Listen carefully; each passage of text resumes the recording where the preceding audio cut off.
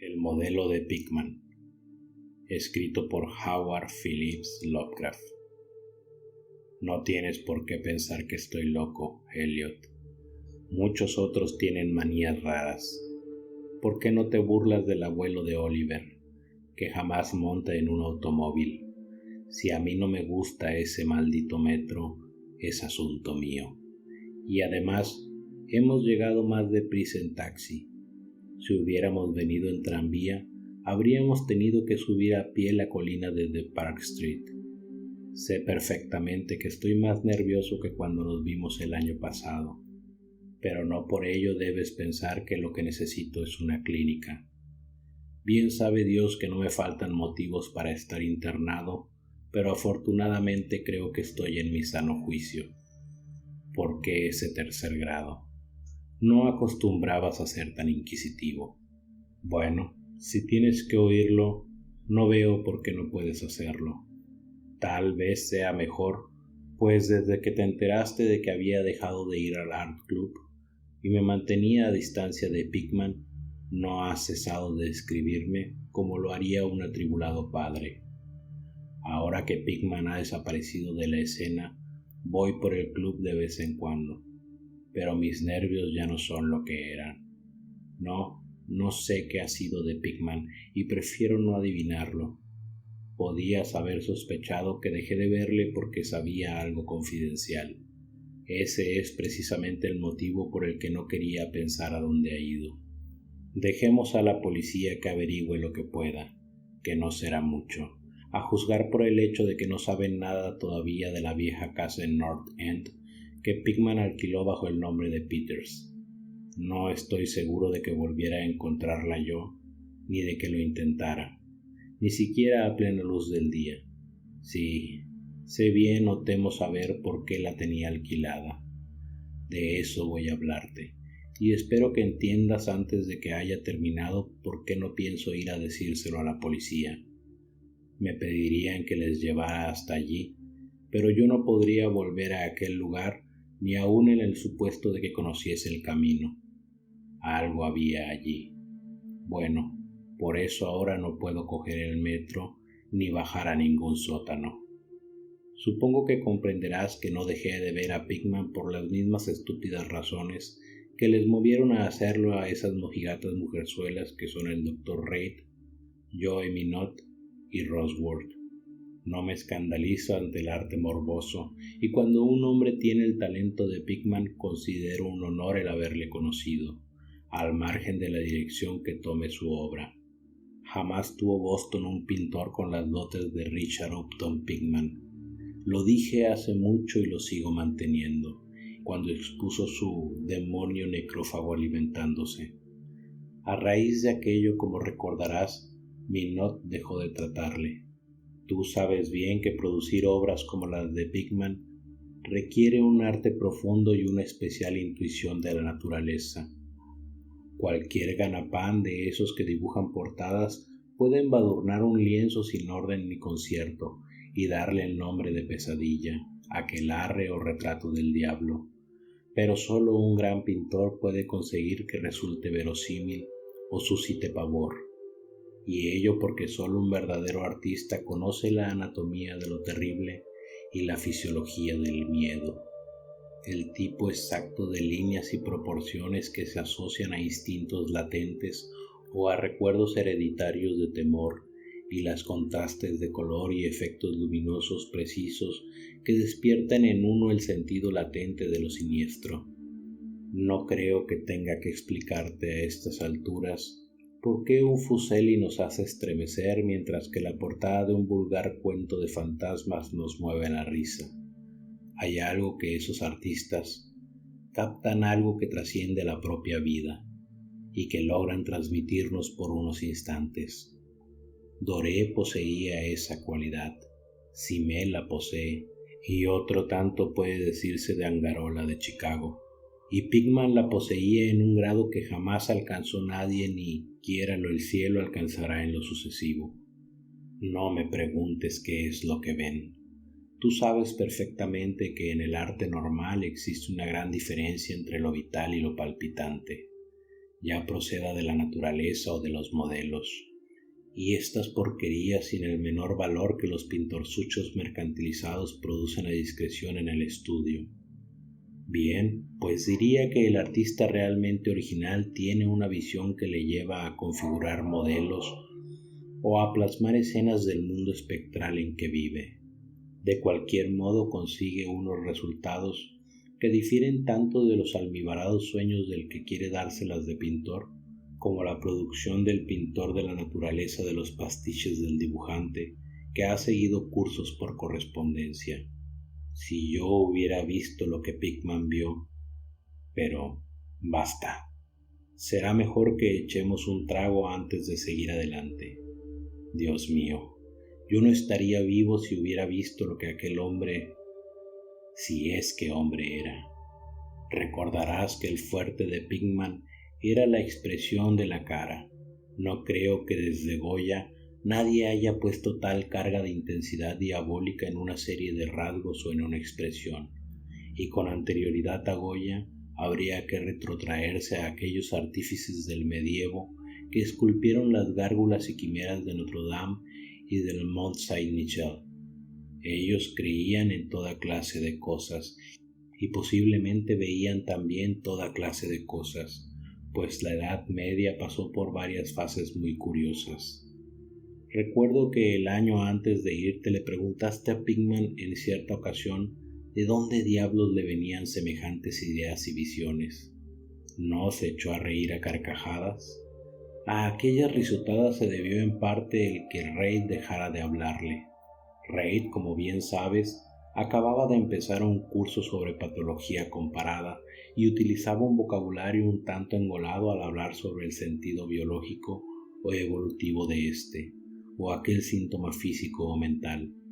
Según me dijo, Pickman le desagradaba más cada día que pasaba, hasta el punto de que al final llegó casi a asustarle, pues veía que sus rasgos y expresión tomaban un cariz que no le gustaba, y un cariz que no tenía nada de humano. Hablaba mucho sobre el régimen alimenticio y dijo que a su juicio Pickman era un ser anormal y excéntrico en grado sumo. Supongo que le dirás a Reid, si es que cruzasteis alguna carta al respecto, que se dejó arrebatar los nervios o atormentar la imaginación por los cuadros de Pickman. Es lo que le dije yo por aquel entonces, pero convéncete de que no dejé de ver a Pickman por nada de eso. Al contrario, mi admiración por él siguió creciendo, pues su demonio necrófago alimentándose me parecía una auténtica obra maestra. Como sabes, el club no quiso exponerlo y el Museo de Bellas Artes no lo aceptó como donación. Por mi parte, puedo añadir que nadie quiso comprarlo, así que Pickman lo guardó en su casa hasta el día en que se marchó. Ahora está en poder de su padre en Salem. Como debes saber, Pickman procede de una antigua familia de esa ciudad y uno de sus antepasados murió en la horca en 1692, convicto de brujería. Adquirí la costumbre de visitar a Pickman con cierta asiduidad, sobre todo desde que me puse a recoger material para una monografía sobre arte fantasmagórico. Probablemente fuese su obra la que me metió la idea en la cabeza. En cualquier caso, hallé en él una auténtica mina de datos y sugerencias al ponerme a redactarla. Me enseñó todos los cuadros y dibujos que tenía, incluso unos bocetos a lápiz y pluma que habrían provocado, estoy absolutamente convencido, su expulsión del club si los hubieran visto ciertos socios. Al poco tiempo ya era casi un fanático de su arte y pasaba horas enteras escuchando cual un escolar teorías artísticas y especulaciones filosóficas lo bastante descabelladas como para justificar su internamiento en un manicomio de Danvers. La admiración por mi héroe, unida al hecho de que la gente empezaba a tener cada vez menos trato con él, le hizo mostrarse extremadamente confidencial conmigo, y una tarde me insinuó que si mantenía la boca bien cerrada y no me hacía el remilgado, me mostraría algo muy poco corriente, algo que superaba con creces lo que guardaba en casa.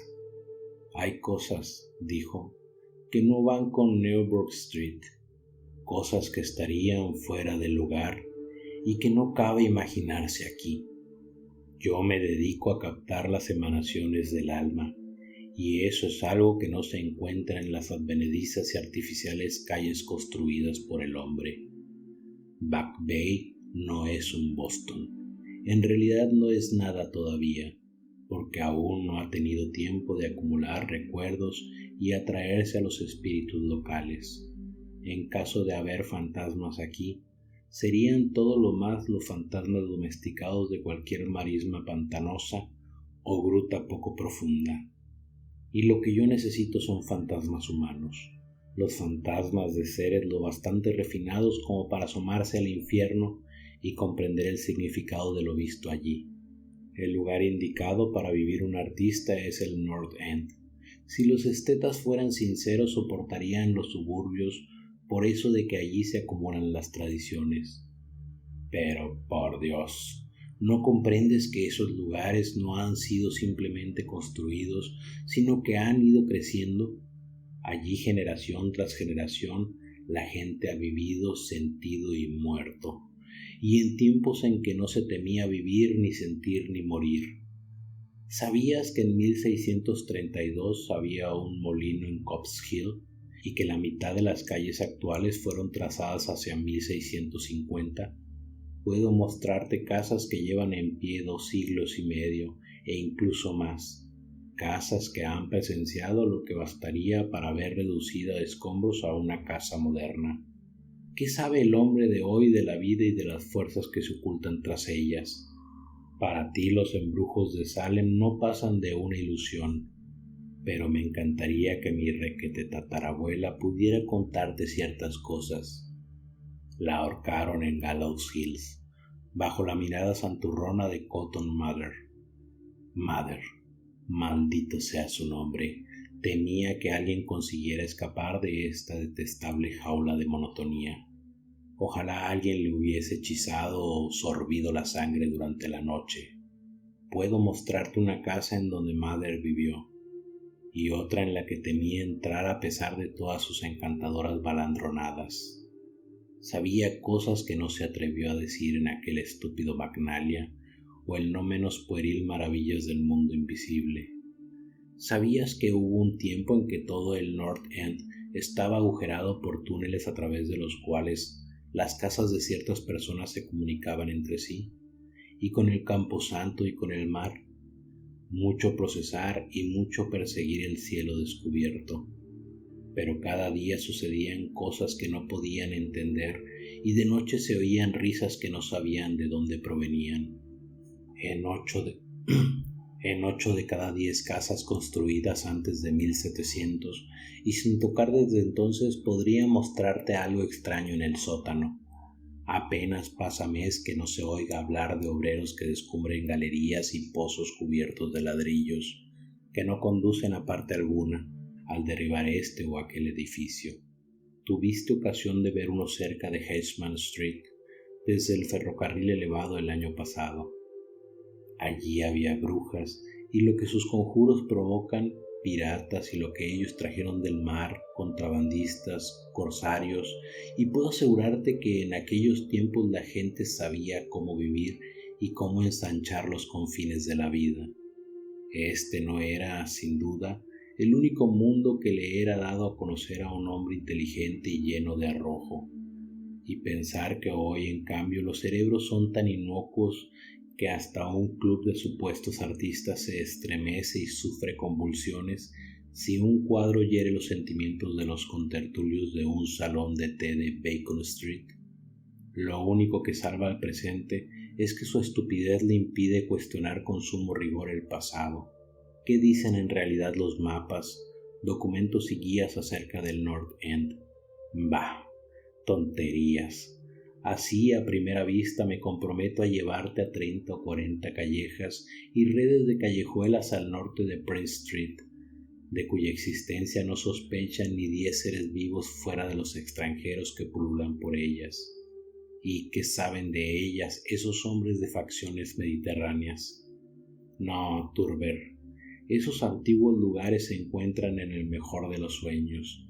Rebosan de prodigios, terror y evasiones de lo manido, y no hay alma alguna que los comprenda ni sepa sacar partido de ellos.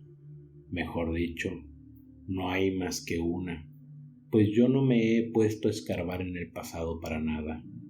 Escucha, a ti te interesan estas cosas.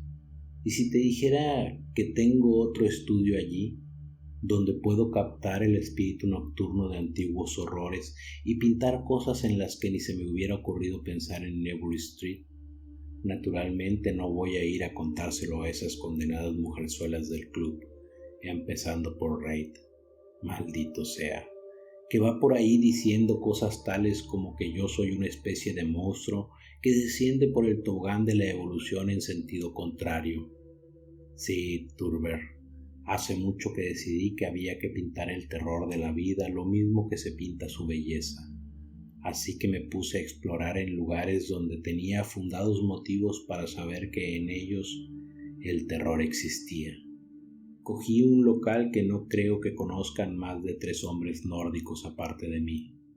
No está muy lejos del elevado en cuanto a distancia se refiere, pero dista siglos por lo que el alma respecta. Lo que me impulsó a cogerlo es el extraño y viejo pozo de ladrillos que hay en el sótano. Ya sabes, uno de esos sótanos de los que te he hablado.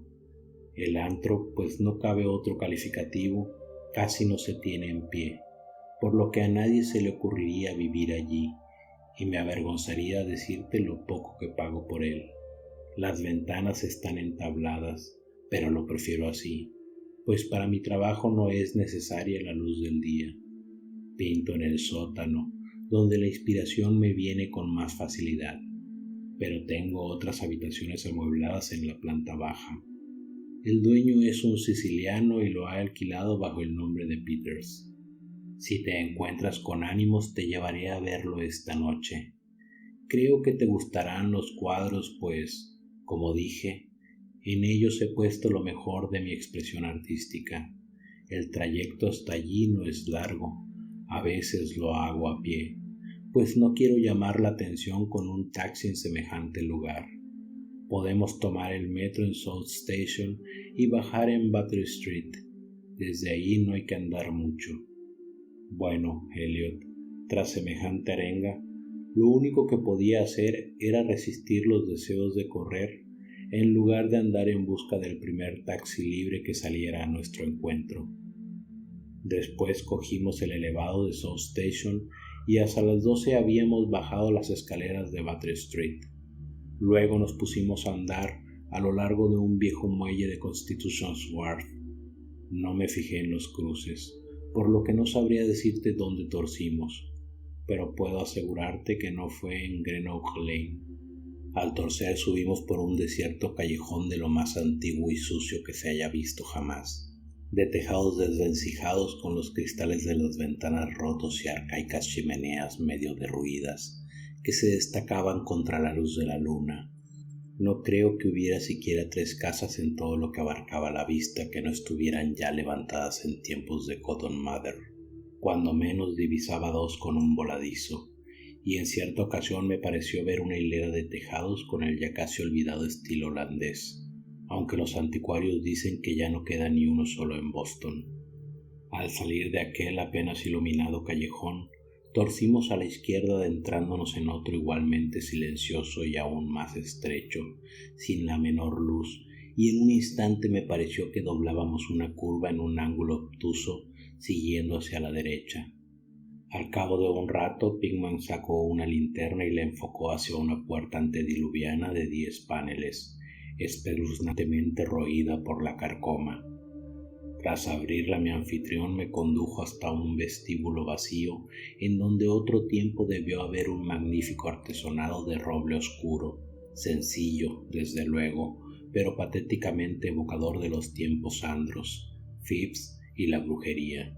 A continuación me hizo traspasar una puerta que había a la izquierda, encendió una lámpara de petróleo y me dijo que me acomodara como si me encontrase en mi propia casa.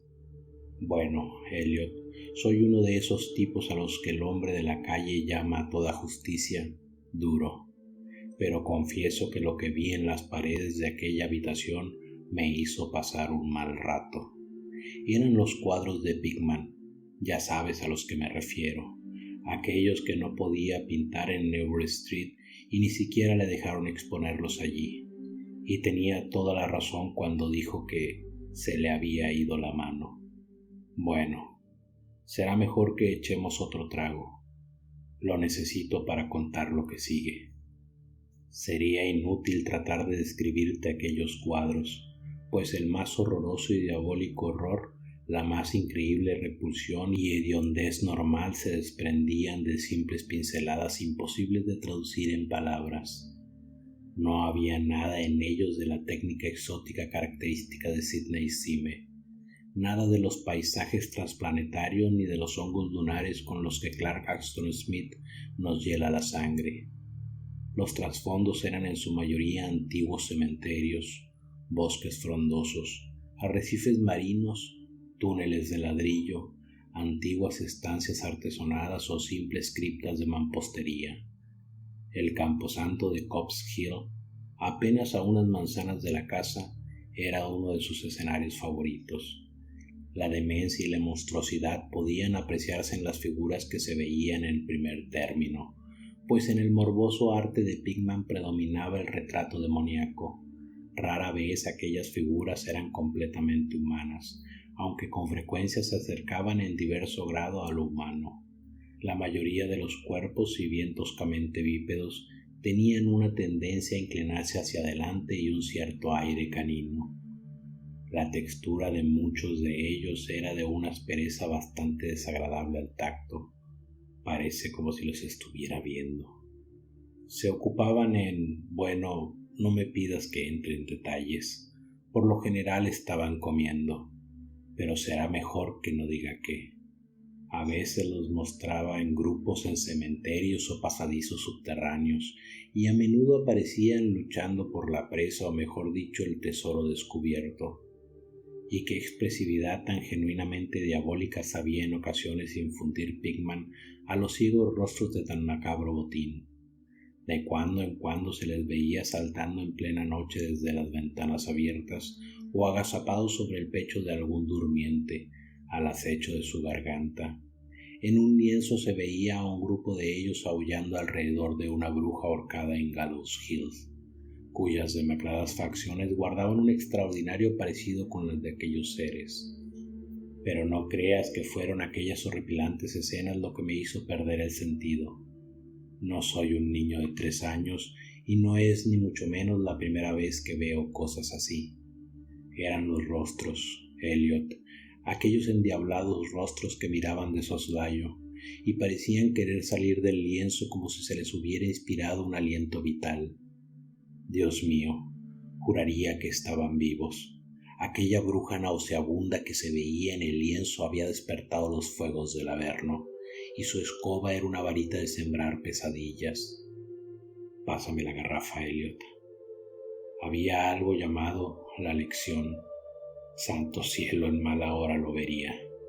Escucha, ¿te imaginas un círculo de inefables seres de aspecto canino, agazapados en un cementerio enseñando a un niño a comer según su usanza? El coste de una presa producto de una suplantación, supongo. Ya sabes, el viejo mito de esos extraños seres que dejan sus vástagos en la cuna en sustitución de las criaturas humanas que arrebatan. Pickman mostraba en el cuadro lo que les depara la fortuna a los niños así arrebatados. Cómo crecen.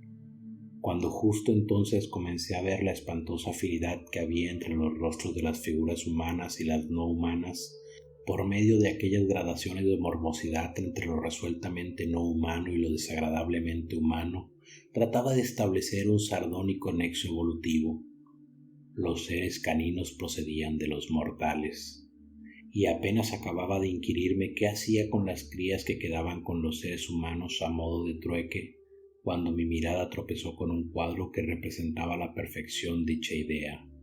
Se trataba de un antiguo interior puritano, una estancia de gruesas vigas con ventanas de celosía, un largo banco y un mobiliario del siglo XVII de estilo bastante tosco, con la familia sentada en torno al padre mientras éste leía las escrituras.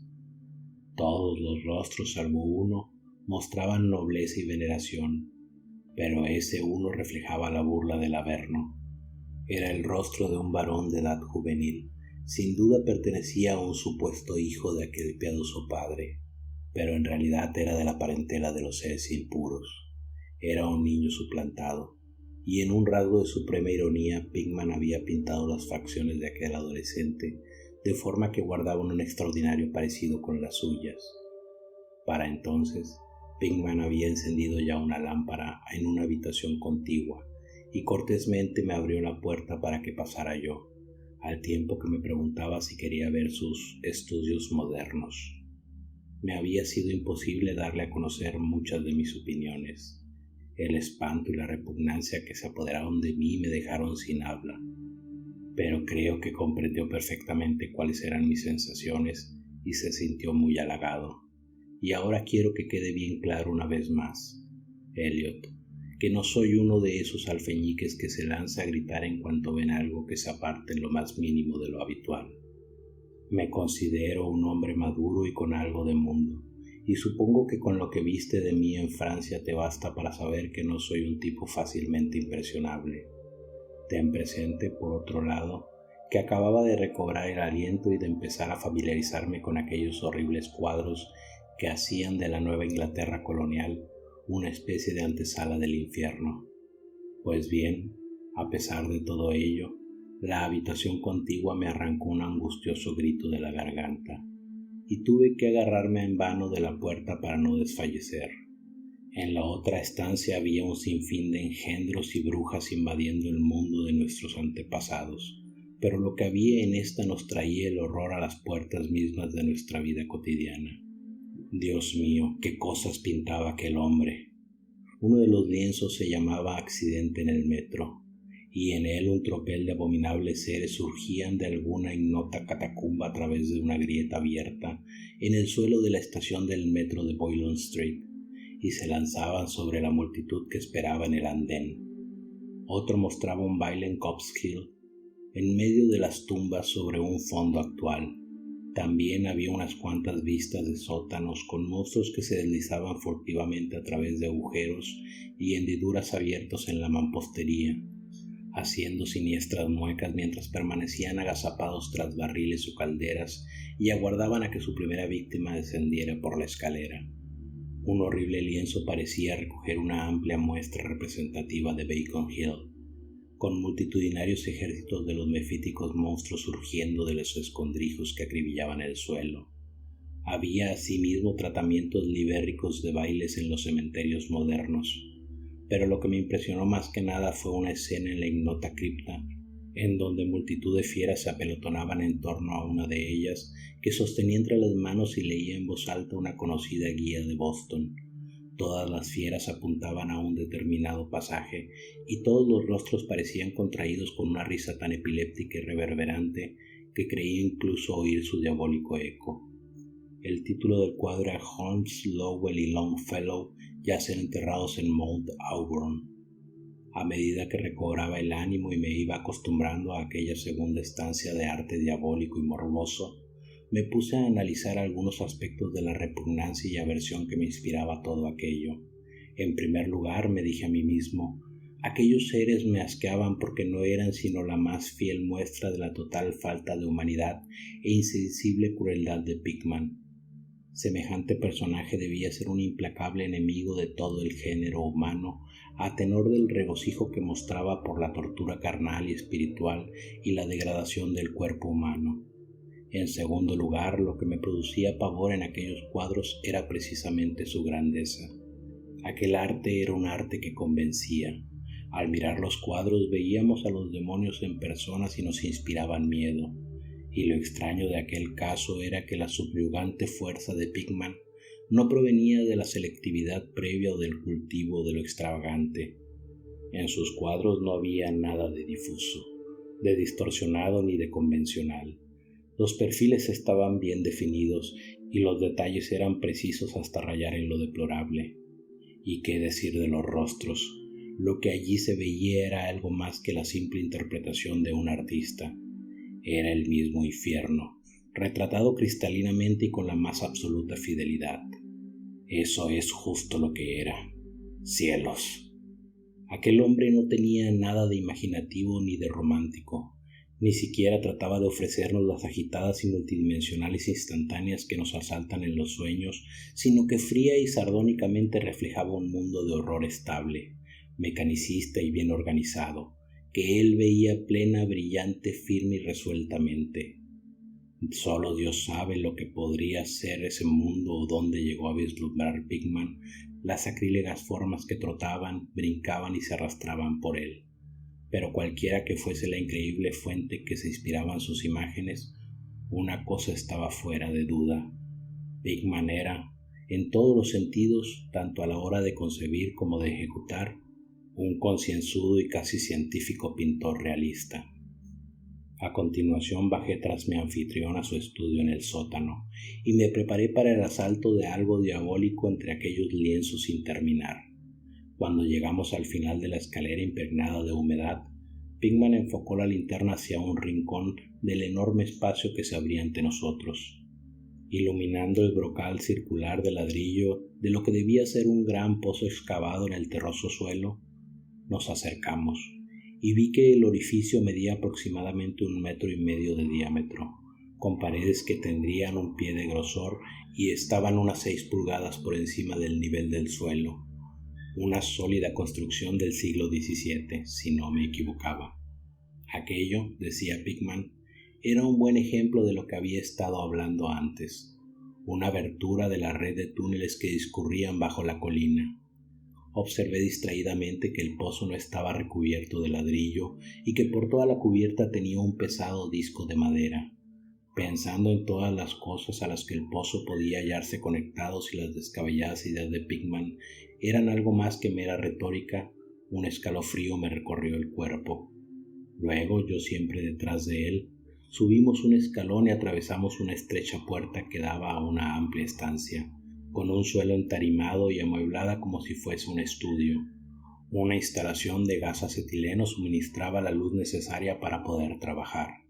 Los cuadros sin acabar, montados en caballetes o apoyados contra la pared, eran tan espeluznantes como los que había visto en el piso de arriba, y constituían una buena prueba de la meticulosidad con que trabajaba el artista.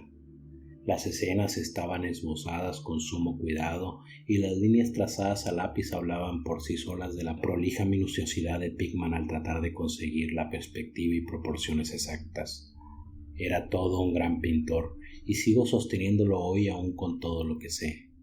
Una gran cámara fotográfica que había encima de una mesa llamó mi atención y al inquirirle acerca de ella Pickman me dijo que la utilizaba para tomar escenas que le sirvieran luego para el fondo de sus cuadros, pues así podía pintar a partir de fotografías sin tener que salir del estudio, en lugar de ir cargando con su equipo por toda la ciudad en busca de esta o aquella vista.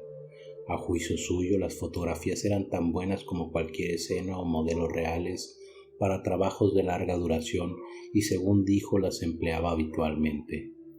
Había algo muy desapacible en los nauseabundos bocetos y en las monstruosidades a medio terminar que echaban torvas miradas desde cualquier ángulo de la estancia, y cuando Pickman descubrió súbitamente un gran lienzo que se encontraba lejos de la luz, no pude evitar que se me escapara un estruendoso grito, el segundo que proferí aquella noche.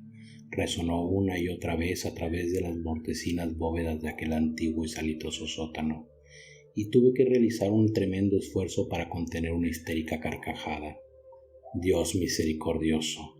Elliot, no sé cuánto había de real y cuánto de febril fantasía en todo aquello. Jamás podría imaginarme semejante sueño. El cuadro representaba un colosal e indescriptible monstruo de centellantes ojos rojos, que tenía entre sus huesudas garras algo que debió haber sido un hombre, y le roía la cabeza como un chiquillo chupa un pirulí. Estaba en cuclillas y al mirarle parecía como si en cualquier momento fuera a soltar su presa en busca de un bocado jugoso. Pero, maldición, la causa de aquel pánico atroz no era ni mucho menos aquella diabólica figura, ni aquel rostro perruno de orejas puntiagudas, ojos inyectados en sangre, nariz chata y labios babeantes. No eran tampoco aquellas garras cubiertas de escamas, ni el cuerpo recubierto de moho, ni los pies semiungulados. No, no era nada de eso, aunque habría bastado cualquiera de tales notas para volver loco al hombre más pintado.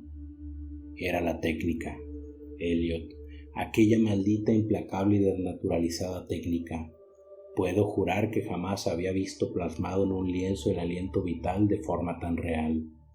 El monstruo estaba presente allí, lanzaba feroces miradas, roía y lanzaba feroces miradas.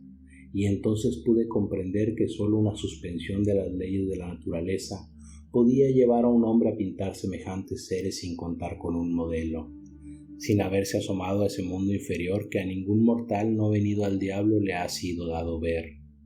Prendido con una chincheta a una parte sin pintar del lienzo había un trozo de papel muy arrugado.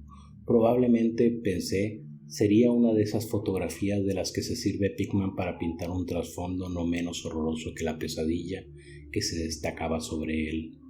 Alargué el brazo para estirarlo y ver de qué se trataba, cuando de repente Pickman dio un respingo como si se hubiera pinchado. Había estado escuchando con suma atención desde que mi grito de pavor despertó insólitos ecos en el oscuro sótano, y ahora parecía estar poseído. De un miedo que, si bien no podía compararse con el mío, tenía un origen más físico que espiritual. Sacó un revólver y me hizo un gesto para que me callara, tras lo cual se encaminó al sótano principal y cerró la puerta detrás suyo. Creo que me quedé paralizado por unos instantes. A semejanza de Pickman aguzé el oído y me pareció oír el leve sonido de alguien que correteaba, seguido de unos alaridos o golpes en una dirección que no sabría decir. Pensé en gigantescas ratas y sentí un escalofrío que me recorría todo el cuerpo. Luego se oyó un amortiguado estruendo que me puso la carne de gallina. Un sigiloso y vacilante estruendo, aunque no sé cómo expresarlo en palabras. Parecía como si un gran madero hubiese caído encima de una superficie de piedra o ladrillo. Madera sobre ladrillo. ¿Me sugería algo aquello? Volvió a oírse el ruido, esta vez más fuerte, seguido de una vibración como si el cuadro cayera ahora más lejos. A continuación se oyó un sonido chirriante y agudo. A Pickman farfullando algo en voz alta y la atronadora descarga de las 6 recámaras de un revólver, disparadas espectacularmente tal como lo haría un domador de leones para impresionar al público. A renglón seguido un chillido, graznido amortiguado y un fuerte batacazo. Luego más chirridos producidos por la madera y el ladrillo, seguidos de una pausa y de la apertura de la puerta. Sonido este que me produjo, lo confieso, un violento sobresalto. Pickman apareció con su arma aún humeante, al tiempo que imprecaba las abotagadas ratas que infestaban el antiguo pozo. «El diablo sabrá qué comen, Thorber», dijo esbozando una irónica sonrisa, «pues esos arcaicos túneles comunican con cementerios, guaridas de brujas y llegan hasta el mismo litoral. Pero sea lo que sea, han debido quedarse sin provisiones, pues estaban rabiosas por salir. Tus gritos debieron excitarlas. Lo mejor será andar con cuidado por estos parajes. Nuestros amigos roedores son el mayor inconveniente, aunque a veces pienso que con ellos se consigue crear una cierta atmósfera y colorido». Bueno, Elliot, aquel fue el final de la aventura nocturna. Pickman me había prometido enseñarme el lugar y bien sabe Dios que lo hizo. Me sacó de aquella maraña de callejas por otra dirección al parecer, pues cuando vimos la luz de una farola nos hallábamos en una calle que me resultaba familiar, con monótonas hileras de bloques de pisos y viejas casas entremezcladas. Aquella calle no era otra que Charter Street, pero yo me encontraba demasiado agitado como para poder advertirlo. Era ya demasiado tarde para tomar el elevado, así que volvimos andando a lo largo de Hanover Street. Recuerdo muy bien el paseo. Dimos la vuelta en Tremont y tras subir por Bacon llegamos a la esquina de Joy, en donde nos separamos. Desde entonces no hemos vuelto a vernos más. ¿Por qué dejé de ver a Pickman? No seas impaciente. Espera que llame para que nos traigan café, pues ya hemos tomado bastante de lo otro y al menos yo necesito beber algo. No, no eran los cuadros que vi en aquel lugar, aunque juraría que bastaría con ellos para que a Pickman no le permitieran el acceso en 9 de cada 10 hogares y clubs de Boston. Supongo que ahora comprenderás por qué evito por todos los medios bajar a metros o sótanos. Fue algo que encontré en mi abrigo a la mañana siguiente. Me refiero al arrugado papel prendido a aquel horripilante lienzo del sótano, aquello que tomé por una fotografía de alguna vista que Pickman pretendía reproducir a manera de trasfondo para el monstruo. El último respingo de Pickman se produjo justo cuando iba a desenrollar el papel y al parecer me lo metí distraídamente en el bolsillo. Pero bueno, aquí está el café. Te aconsejo que te lo tomes puro, Elliot. Sí, a aquel papel se le debió el que no volviera a ver más a Pickman. Richard Upton Pickman, el artista más dotado que he conocido y el más execrable ser que haya traspasado jamás los límites de la vida para abismarse en las cimas del mito y la locura. El viejo rey tenía razón. Elliot, no puede decirse que Pickman fuera humano estrictamente hablando. O bien nació bajo la influencia maligna o dio con la forma de abrir la puerta prohibida. Ya da lo mismo, pues desapareció. Volvió a abismarse en esa increíble oscuridad que él tanto gustaba frecuentar. Será mejor que encendamos el candelabro. No me pidas que te explique o siquiera conjeture qué es lo que quemé. Tampoco me preguntes qué había tras esa especie de topo gateador que también se las arregló Pickman para hacer pasar por ratas. Hay secretos que pueden proceder de los viejos tiempos de Salem, y Cotton Mather cuenta cosas aún más extrañas. Bien sabes tú cuán endiabladamente expresivos eran los cuadros de Pickman, cómo todos nos preguntábamos más de una vez de dónde podía sacar aquellos rostros. Bueno, después de todo, aquel papel no era la fotografía de una perspectiva. En él se veía únicamente al ser monstruoso que estaba pintando en aquel horrible lienzo. Era el modelo en que se inspiraba, y el trasfondo no era sino la pared del estudio del sótano pintada con todo lujo de detalle. Por el amor de Dios, Elliot, aquella era una fotografía tomada del natural. Fin.